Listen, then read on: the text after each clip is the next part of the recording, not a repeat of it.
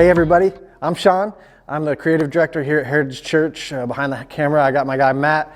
And we are coming to you, we're going to bring you a few videos series here over our equipment. We've had some requests over the past few months of just how we do things, what equipment we're running, how we have it connected and set up. So we're just going to do a couple like tech tours, if you will, walk through. It's going to be very basic. Just an overview. So if you do have any questions as we go through this or about anything we cover over the video, go ahead and leave a comment. We'll do our best to get back to you. Everything that we go over, all of the equipment that we show you today, we'll link in the description so you can go directly there for yourself and check it out if it interests you. Otherwise, we'll get right to it.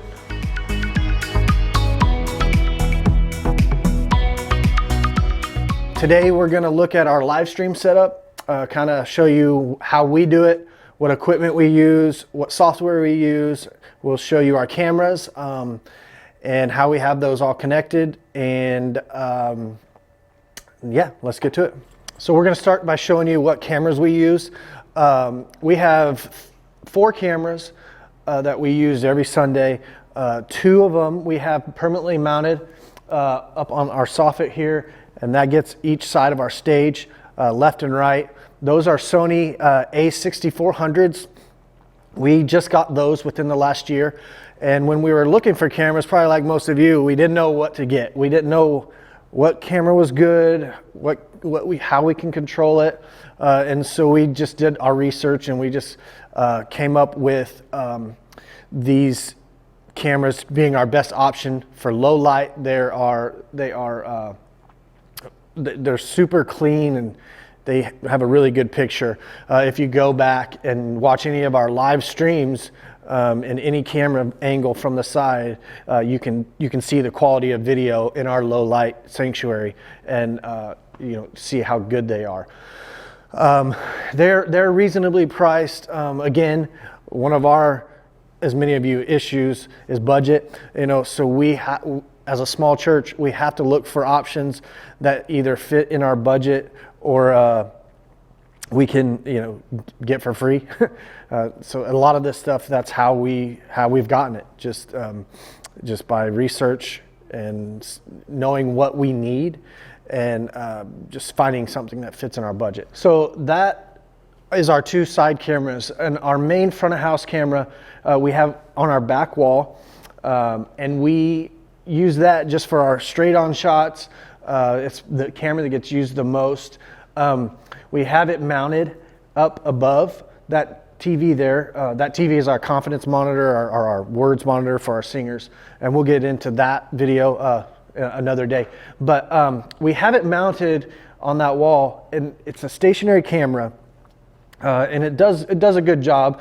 But we also have the arm, and it lets us control pan and tilt, so we can move it side to side, we can move it up and down.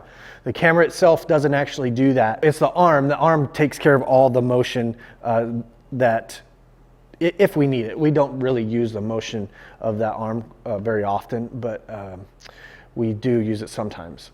We do have one more camera in our drum cage that just points on our drummer. It's just a simple GoPro. I think it's a Hero 5, so it's pretty old.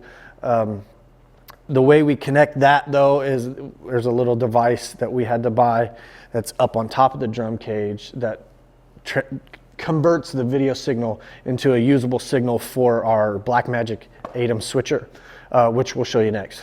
So now we're in our production room, our live stream room. This is where we do all of our streaming from. All the cameras that we showed you earlier come via SDI cable into this room and connect to our Blackmagic television studio switcher.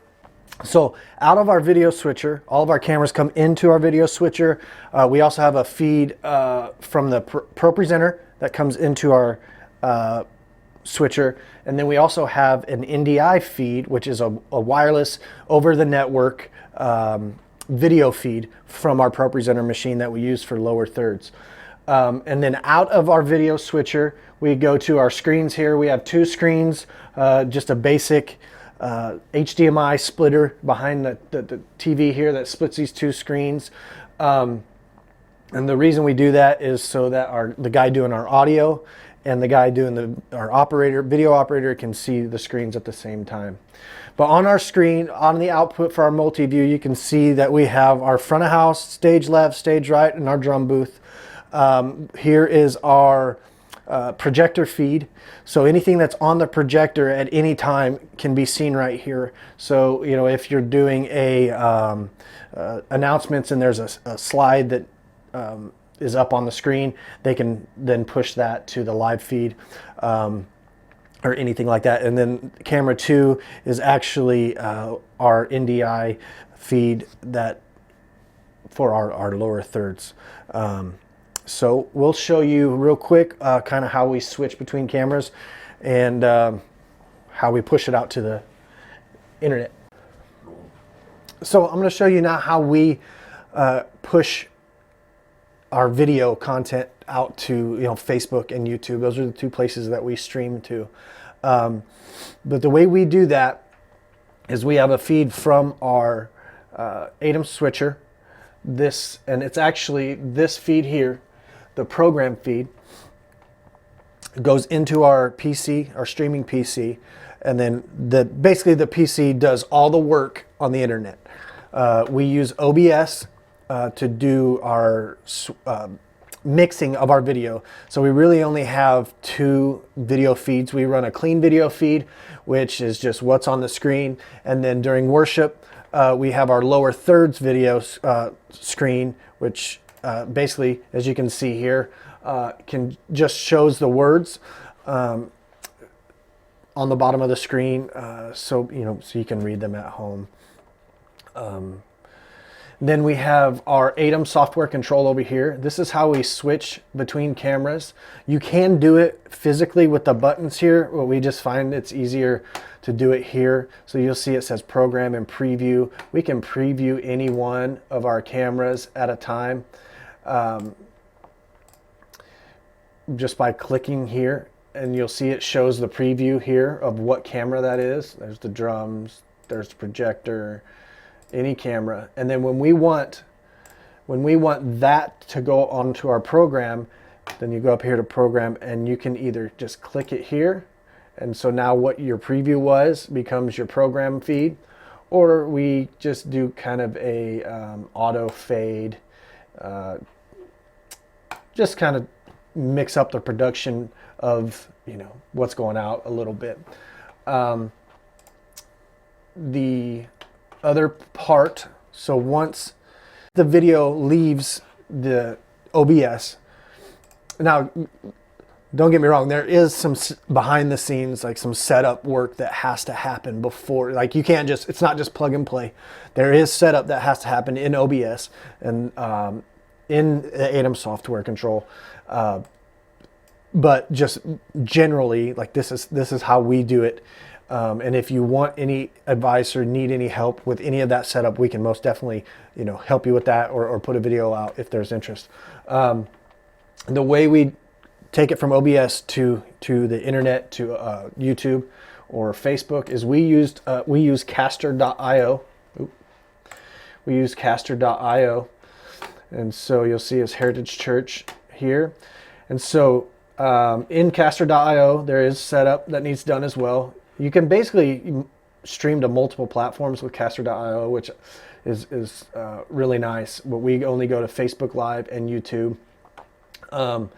And in order to get those there's some back-end setup that you have to do with the Stream Key and OBS. But if you have any questions about that, just let us know and we can help you out with that. So this is our live stream mixing console. Like I said earlier, it's a Behringer X32 Compact, which is just smaller in size. It still has the exact same channels, exact same preamps, everything.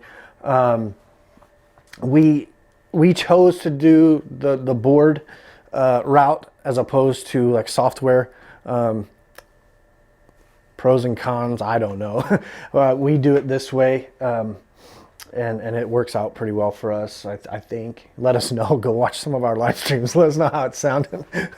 But we have these screens here. These were for, we had a computer here, so we were able to multi-track record our worship sets and our pastor's message. But we had our streaming machine kind of bit the dust, and so we had to use that one over there. So we haven't been recording, but we can record our services through this as well. It's set up exactly the same as our front of house console. And the way that works is there's a network cable that goes from our front of house console to this console, also to our digital snake. They're all kind of in the same network.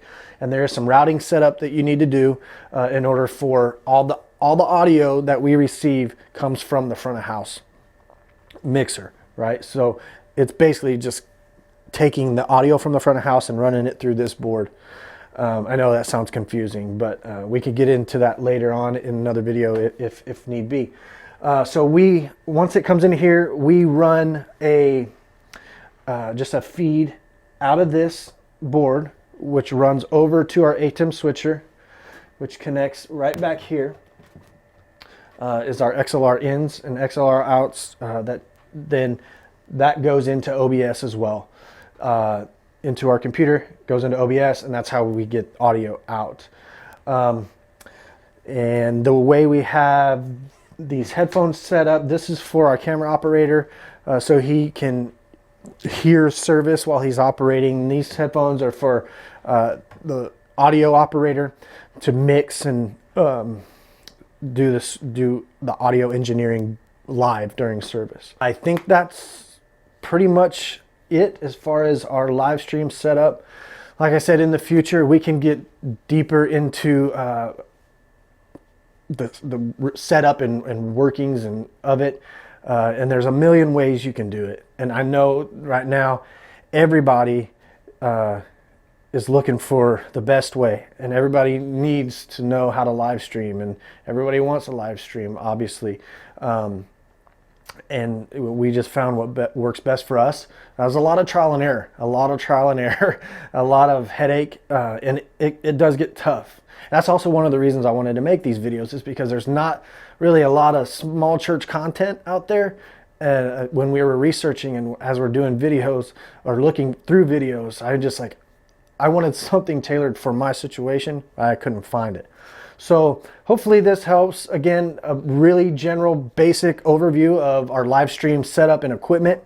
If you have any questions, please leave it in the comment. If you need some help, we are more than willing to help you. So just reach out. Appreciate you. Thanks for watching, and we'll see you on the next one.